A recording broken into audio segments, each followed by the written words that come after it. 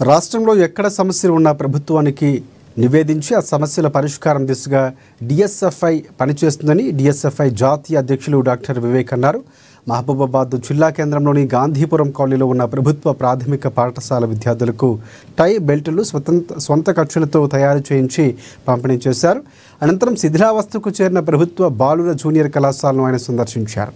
Junior కళాశాలపై ప్రభుత్వం నిర్లక్ష్యం వీడాలని అన్నారు. స్టూడెంట్స్కి సరిపడా గదులు లేక రేకుల షెడ్లో విద్య కొనసాగుతుందని తెలిపారు. ఎందరో మేధావులు, మహానుభావులు, ప్రజాప్రతినిధులు చదువుకున్న ప్రభుత్వ బాలుర జూనియర్ కళాశాలకు ఎందుకు పట్టించుకోవడం లేదని ప్రశ్నించారు.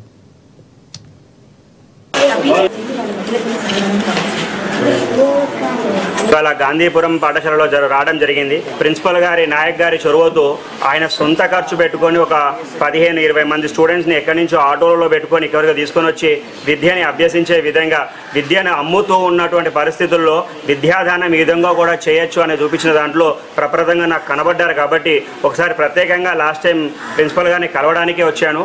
అప్పుడు చూసి అడపదడప చిన్న సహాయం చేద్దాము అని చెప్పి యూనిఫామ్ అది ఇస్తామని మళ్ళీ నాకు రావడం కుదరలే. కాబట్టి ఇవాళ వాళ్ళకి టై బెల్ట్స్ ఇచ్చి వాళ్ళకు కూడా ఒక కార్పొరేట్ ఫీల్ రావాలా, మేము కూడా ఒక ప్రైవేట్ కాన్వెంట్కి వెళ్తున్నాము అనే ఫీల్ రావాలనే విధంగా ఉన్నది. ఒక చిన్న నెట్ ఒకటి ఉన్నది, అది కూడా సాల్వ్ చేస్తాము.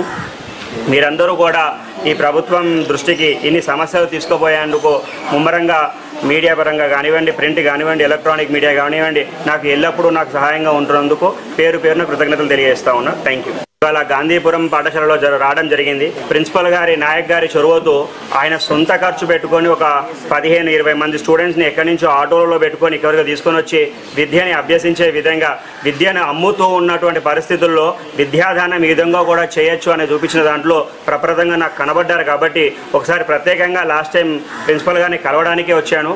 అప్పుడు చూసి అడపదడప చిన్న సహాయం చేద్దాము అని చెప్పి యూనిఫామ్ అది ఇస్తామని మళ్ళీ నాకు రావడం కుదరలే. కాబట్టి ఇవాళ వాళ్ళకి టై బెల్ట్స్ ఇచ్చి వాళ్ళకు కూడా ఒక కార్పొరేట్ ఫీల్ రావాలా, మేము కూడా ఒక ప్రైవేట్ కాన్వెంట్కి వెళ్తున్నాము అనే ఫీల్ రావాలనే విధంగా ఉన్నది. ఒక చిన్న నెట్ ఒకటి ఉన్నది, అది కూడా సాల్వ్ చేస్తాము. మీరందరూ కూడా ఈ ప్రభుత్వం దృష్టికి ఇన్ని సమస్యలు తీసుకుపోయేందుకు ముమ్మరంగా మీడియా పరంగా కానివ్వండి, ప్రింట్ కానివ్వండి, ఎలక్ట్రానిక్ మీడియా కానివ్వండి, నాకు ఎల్లప్పుడూ నాకు సహాయంగా ఉంటున్నందుకు పేరున కృతజ్ఞతలు తెలియజేస్తా ఉన్నా. Thank you.